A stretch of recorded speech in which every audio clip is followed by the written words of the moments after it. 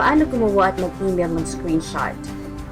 Sundan ang halimbawa na ito upang malaman kung paano gumawa ng screenshot. Gawin natin example ang sample error na ito na ating i-capture at i-email. At para mag-capture ang screen na ito, pinutin lamang ang print screen na makikita sa ating keyboard.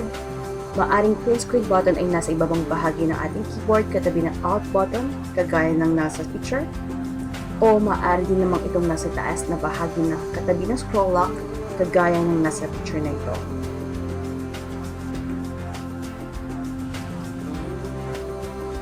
Matapos natin mapindot ang print screen, ay magbukas tayo ng Microsoft Paint.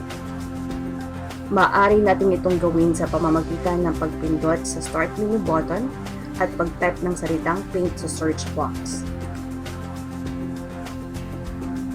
Matapos makapagbukas ng Paint, ay i-paste natin ang screenshot sa pamamagitan ng pag-click ng Paste sa taas ng Paint program.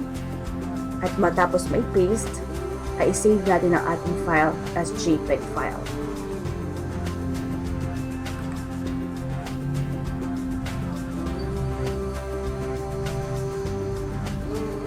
Piliin kung saan directory natin isa-save at lagyan ng file name.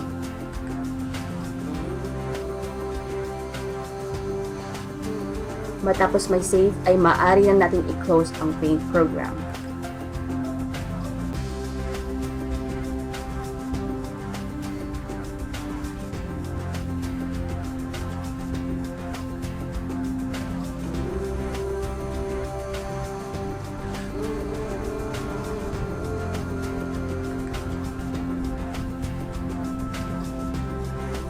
Para may email ang screenshot, maaari tayong magbukas ng ating email.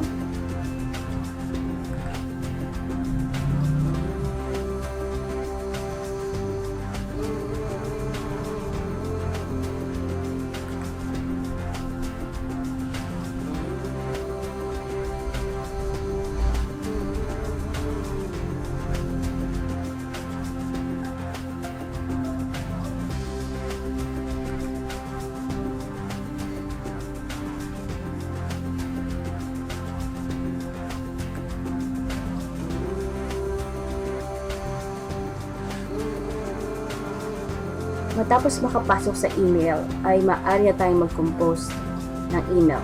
Sa pag-compose ng email, pindutin lamang ang attach button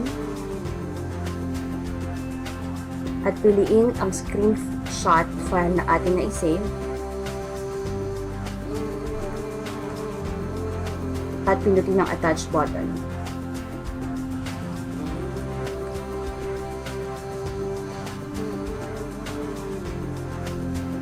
Matapos may attach, maaari na natin ilagay ang email address kung kanino ito isa-send at pindutin ang send.